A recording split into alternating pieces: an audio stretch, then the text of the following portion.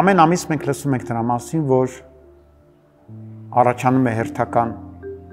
արհեստական բանականության գործիք, որը ել ավելի լավն է, ել ավելի խելոք է։ Եվ ամեն նման դեպքում մենք մտածում ենք, ել ինչով մենք կարող ենք օգտակար դարձնել այդ գործիքները մեր կյանքում։ Կա մի ոլորտ, որը կոչվում է կրթություն, եւ կան երեխաներ, որոնք կարող են դառնալ այդ գործիքների լավ շահառուներ։ Ինչպես կարող ենք մենք օգտագործել այսօրական արհեստական բանականության գործիքները երեխաների կրթությունը բարելավելու համար։ Խոսենք այսօր դրա մասին։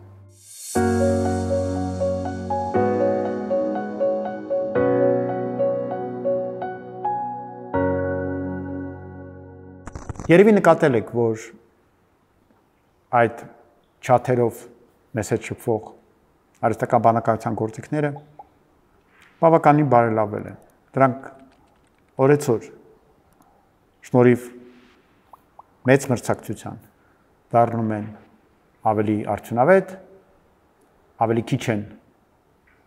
սուտ խոսում, ավելի խելամիտ են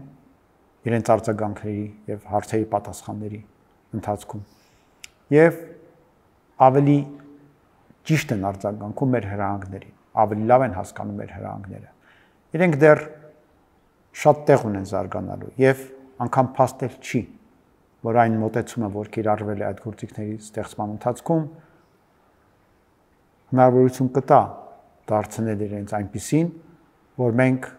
կարողանանք ամբողջապես վստահել այդ գործիքներին։ Մինչ այսօր դրանք դեռ վստահելի չեն բացարձակ։ Իրենք լավ օգնականներ են, բայց երբեք ոչ փոխարինողներ։ Եվ բնավ իրենք չեն կարող փոխարինել ոչ ուսուցչին, ոչ էլ աշակերտին։ Չնայած վերջերս Անգլիայում դպրոցներից մեկում իրագործվել է մի փորձնական ծրագիր, երբ ավագ դպրոցի խումբ աշակերտներ ամբողջապես անցել են արհեստական բանականության միջոցով սովորելուն իրենց մի քանի առարկաների ընթացքում։ Խոսքը վերաբերում է բնագիտական առարկաների եւ աշխարհագրության։ Այդ փորձի կազմակերպիչների արձագանքները բնականաբար շատ ջերմ են, դրական են, իրենք շատ ուրախ են, սակայն տարատեսակ կրթության մասնագետներ մեծ կասկածներ են հայտնում այդ միջոցի արդյունավետության շուրջ, քանի որ կրթությունը միայն գիտելիք չէ, կրթությունը նաև դրա շուրջ մտորումներ են, միջմարտկային շփումն է, որ այս պարագայում բնավ բացակայում է, չնայած դա էլ կարծես թե նախատեսված է, կան ուսուցիչներ, որոնք աշխատում են ավելի շատ որպես հենց խորհրդատուներ, որոնք աշակերտների հետ վարում են քննարկումներ իրենց ձեռք բերած գիտելիքների շուրջ, բայց դարձյալ դա քննադատության է ենթարկվում, քանի որ կա հավանականություն, որ ամեն դեպքում այդ ամենը մի քիչ արհեստական եւ մարդկային ընկալումներից հեռու բնույթ է կրում եւ դա կարող է երեխաներին վնասել եւ առաջնահերթորեն իրենց հոգեբանությանը եւ իրենց սոցիալական կարողություններին։ Բայց հիմա վերադառնանք նրան, թե մենք եւ այս պահից երևի ավելի կենտրոնանամ ծնողների վրա, որովհետեւ ուսուցիչների կողմից արհեստական բանականության կիրառման միջոցները մի քիչ այլ են։ Դրա մասին մենք խոսենք ապագա հաղորդումներից մեկում։ Հիմա մենք խոսենք, թե ինչ կարող են անել ծնողները արհեստական բանականության գործիքների միջոցով։ Դուք կարող եք ձեզանից ավելի լավ կրկնուսույց ունենալ ձեր երեխայի համար, համարյա անվճար կամ բացարձակապես անվճար։ Նայած թե ինչ գործիք եք որոշելու կիրառել եւ այդ գործիքի ինչ կարողություններն եք ցանկանալու օգտագործել։ Ինչի մասին է խոսքը։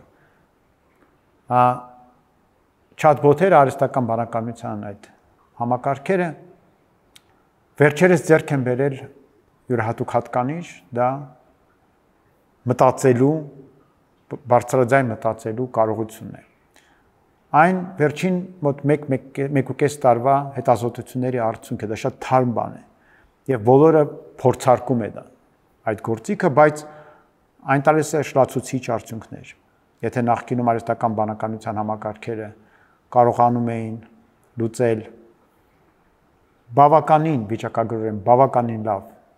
բարդ ֆիզիկական մաթեմատիկական խնդիրներ, ապա հիմա իրենք կարողանում են հաղթահարել խնդիրներ, որոնք անգամ գիտնականները շատ հաճախ գլուխկոտրուկ են համարում։ Եվ ինչի հաշվին է դա։ Այդ համակարգերը կարողանում են ոչ թե ուղղակի գտնել լավագույն պատասխանը, որը վիճակագրորեն բառերի լավագույն շղթան է այս պարագայում, այլ իրապես վերլուծում են հնարավոր պատասխանները եւ ընտրում են այն մեկը, որը կարծես թե լավագույնն է։ Եվ դրա շնորհիվ կարողանում են ունենալ տրամաբանական շղթաներ եւ դրանցով անդրադառնալ այս կամ այն խնդիրներին։ Հիմա ինչու է սա լավ։ Որովհետեւ մենք կարող ենք նման համակարգին ավելի շատ վստահել երեխային ինչ-որ բան սովորեցնելու խնդիրը։ Ինչպես ենք մենք դա անում։ Առաջինը պետք է երեխայի հետ որոշել, թե ինչ արդյունքի ենք ուզում հասնել։ Դա շատ կարևոր է, որ դա լինի երեխայի հետ, որովհետև նորից կրկնեմ, մենք չենք կարող ստեղծել ունիվերսալ ուսուցիչ արհեստական բանականությունից, որը ամեն տեսակի կրթական խնդիր երեխայի համար կլուծի։ Դա շատ հեռու է իրականությունից։ Մենք կարող ենք միայն նեղ խնդիր դնել եւ այդ խնդրին միտված գործողություններ ձեռնարկել։ Ասենք երեխան դժվարանում է մի ինչ-որ թեմայից։ Ուրեմն մենք նպատակ ենք դնում, որ այդ թեմայի շուրջ երեխայի հետ ուզում ենք ստանանք որոշակի բարելավում։ Շատ կարևոր է հստակ սահմանել նպատակը։ Ինչ բարելավում է դա, ինչ նպատակի ենք ուզում հասնել, եւ այդ նպատակը պետք է նաեւ ներկայացնել արհեստական բանականության համակարգին։ Արհեստական բանականության համակարգը պետք է իմանա ձեր երեխայի որոշակի նկարագիրը, ինչպես դուք պատմեիք, ասենք ուսուցչին, երեխայի մասին, ինչ խնդիրներ ունի, ինչ ուժեղ կողմեր ունի, ամեն բան, ինչ որ դուք կարող եք պատմել։ Անունը մի տվեք, որպեսզի կողմնակի մարդիկ չճանաչեն ձեր երեխային չափից լավ։ Սակայն ուղղակի պատմել ինչ որ երեխայի մասին, որը հիմա պետք է այդ համակարգի հետ աշխատի, դուք կարող եք։ Ուրեմն երեխայի բնութագիրը, հստակ խնդիրը եւ դրանից հետո կարելի է անցնել գործի։ Ինչ կարող է անել արհեստական բանականությունը ձեր երեխայի համար։ Առաջինը ներկայացնել մատչելի բացատրություններ։ Եվ երեխան կարող է շփվել բնականաբար ձեր վերահսկողության ներքո, որտեղ այլապես երեխան մնում է երեխա, նա կարող է շեղվել, տանել խոսակցություն այլտեղ, միշտ կան հետաքրքրություններ եւ այլն։ Սա հնարավոր է անել միայն համատեղ։ Միայն եթե խոսք գնում է պատասխանատու եւ արդեն ավագ տարիքի երեխայի մասին, դուք կարող եք իրեն վստահել այդ գործողությունները։ Ուրեմն տալիս եք առաջադրանք համակարգին, թե ինչով այն պիտի օգնի երեխային։ Օրինակ, կարող է օգնել սովորել բառեր օտար լեզուներից։ Ինչպես ասում եք, ահա տեքստը, ասենք դասագրքի ինչ-որ տեքստ, ուղղակի իրեն տալիս եք, կարելի է ներկայացնել ուղղակի լուսանկարելով այդ էջերը եւ գցելով։ Եվ ասում եք, ահա տեքստը, այստեղ կան նոր բառեր, որոնք երեխան չգիտի։ Խնդրում եմ դժվար բառերը, որոնք դու ենթադրում ես, որ իմ երեխան, որը այս պահին սովորում է այսպիսի դասարանում եւ հենց այս դասագրքի այս թեման է անցնում, իրեն առաջարկել, որ նա կարողանա պատասխանել արդյոք այդ բառը ճիշտ գիտի թե ոչ։ Հետո արհեստական բանականության համակարգը կարող է այդ բառերը մեկը մյուսի հետևից առաջարկել եւ երեխան պիտի որոշի թե գիտի արդյոք պատասխանը թե այդ բառը ինչ է նշանակում թե ոչ։ Եթե գիտի, ասում է գիտեմ, եթե ոչ, ասում է չգիտեմ, համակարգը որոշ ժամանակ հետո նորից այդ բառը ցույց կտա, կասի թե ինչ է նշանակում, հետո որոշ ժամանակ հետո նորից ցույց կտա եւ այդպես որոշ այդպիսի մի 15 րոպե այդ բառերի հետ աշխատելուց հետո երեխան կկարողանա ամբողջապես այդ բառերի թարգմանությունը իմանալ։ Սա օրինակ միջոցներից մեկն է, վարժանք։ Երկրորդը բացատրություն, մանրամասն բացատրություն այս կամ այն թեմայի։ Եվ երեխան հնարավորություն կարող է ունենալ ասել, չհասկացա, խնդրում եմ այլ կերպ բացատրել։ Համակարգը այլ կերպ կբացատրի։ Եվ ինչու ես ասացի, որ այդ պահին կարելի է միացնել այդ մտածելու կոճակը եւ այդ դեպքում համակարգը, եթե երեխան ասած չհասկացա, համակարգը կարող է մի քիչ մտածել, տրամաբանել, փորձել հասկանալ թե ինչն էր, որ հասկանալի կարող է հասկանալի չլիներ եւ առաջարկել ավելի հետաքրքիր պատասխան կամ բացատրություն։ Մի խոսքով վարժանքներ, բացատրություններ։ Երրորդ բանը, որ կարելի է անել, դա տալ ստուգիչ հարցեր։ Ասենք երեխան որոշ թեմա է անցնում, տալիս եք այդ թեման տեքստը համակարգին, արհեստական բանականության եւ խնդրում եք, որ այդ թեմայի շուրջ հետո առաջարկի հարցեր, որ երեխան պետք է պատասխանի, որտեղ դասագրքերում սովորաբար լինում է 1-2 հարց, նայած որքան լավն է դասագիրքը, բայց դրանց քանակը կարող է բավարար չլինել։ Եթե դուք ուզում եք համոզված լինել, որ երեխան լավ սերտել է թեման, կարող եք խնդրել, որ համակարգը նման հարցեր տա եւ երեխան գրում է պատասխանը, իսկ համակարգը ասում է արդյոք այդ պատասխանը ճիշտ է թե ոչ։ Եվ ասեմ, որ այսօրվա արհեստական բանականության համակարգերը դպրոցական բովանդակության հիման վրա կարող են բավականին լավ արձագանքել եւ գնահատել արդյոք պատասխանները ճիշտ են թե սխալ։ Հաջորդ բանը դա խնդիրներ լուծելը։ Մենք նախկինում հիմնականում կենտրոնանում էինք նրա վրա, որ լուծում էինք խնդիրը, հետո նայում էինք գրքի վերջում արդյոք պատասխանը ճիշտ է թե ոչ։ Այսօր դրա կարիքը չկա։ Եթե դուք առավել եւս դարձյալ օգտագործեք տրամաբանելու կարողությունը համակարգերի, ապա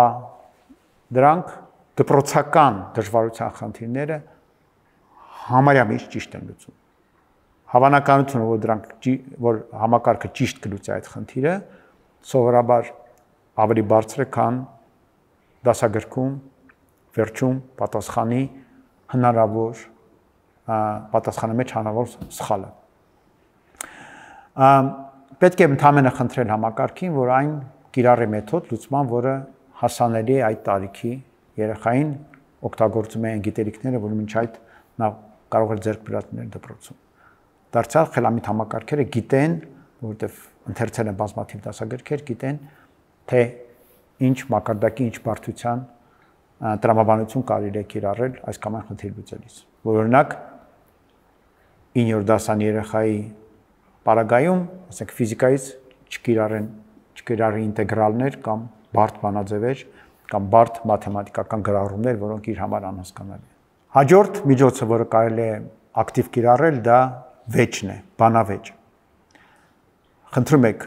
արհեստական բանականության համակարգին, որ այն թեմայի շուրջ, ասենք երեխային խնդրել են առարկայից պատրաստել ինչ-որ մի շարադրություն։ Նա ներկայացնում է շարադրությունը եւ ԱԲ-ն հակադրվում է եւ սկսում է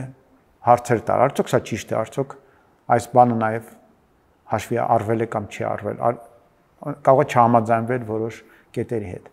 Մի խոսքով դուք տալիս եք իրեն երեխայի աշխատանք եւ ասում են, խնդրում են եղիր քննադատող մասնագետի դերում եւ այդ դերից ելնելով երեխային տուր հարցեր, որ նա կարողանա ավելի հետաքրքիր, ավելի բովանդակային դարձնի իր աշխատանքը եւ ավելի լավ աշխատանք գրի։ Կարծում եմ սրանք միայն մի քանի տարբերակներն են, որոնցով մենք կարող ենք այսօր կիրառել արհեստական բանականությունը երեխաներին օգնելու, որ իրենք ավելի լավ անեն տնային աշխատանքները։ Եթե դուք ուզում եք, որ ձեր երեխան ավելի լավ սովորի, մտածեք նրա մասին, որ այսօրվա գործիքները ձեզ լայն հնարավորություններ են տալիս այդ առումով եւ պետք չի սահմանափակվել դասական միջոցներով։ Մենք պետք է գանք նրան, որ երեխան չունենա որևէ պատճառ, ինչու պետք է գա դպրոց եւ ուսուցչին ասի, որ չի հասկացել տնայինը եւ կամ ընդհանրապես որ որևէ բան չի հասկացել։ Կրկնեմ, արհեստական բանականության համակարգերը կարող են ամեն բան շատ լավ բացատրել։ Մենք պետք է ունենանք իրավիճակ, երբ որ երեխաները ամեն ինչ հասկանում են, ամեն ինչ ընկալում են, անկախ իրենց այս կամ այն առարկայի հետ եղած դժվարությունների, եւ դա շատ կօգնի իրենց, որպեսզի իրենք ավելի վստահ զգան իրենց այս կամ այն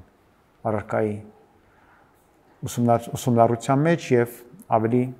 լավ սովորեն, ինչը կբերի նրան, որ իրենց մոտիվացիան կաճի,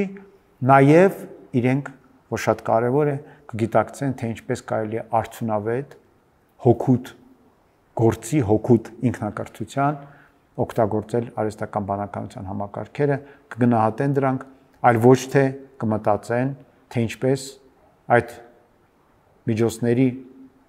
օգտագործմամբ թաքցնեն իրենց չիմանալը, խաբեն ուսուցիչներին, ներկայացնեն արհեստական բանականության տված պատասխանը որպես սեփական պատասխան եւ դրանով վնասեն իրենց կրթությանը, վնասեն իրենց ապագային եւ արդյունքում պարտվեն հենց նույն արհեստական բանականությանը վաղը աշխատատեղում կամ իրենց ապագա գործունեությունը ծավալելիս։ Ամփոփելով, այս հաղորդումը հավանաբար արդիական չի լինի ընդամենը 1 տարի հետո։ Այն զարգացումները, որ մենք ունենք այս ոլորտում, այս պահին շլացուցիչ են։ Իրենք իհարկե արդեն մեզ չեն զարմացնում։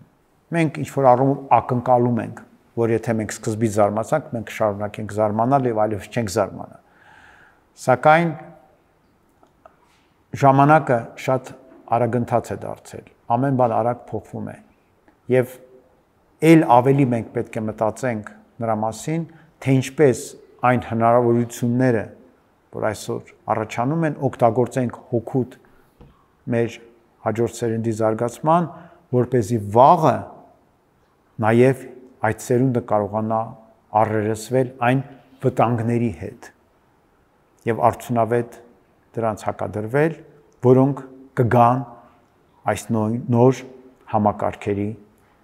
առաջացման եւ զարգացման շնորհիվ։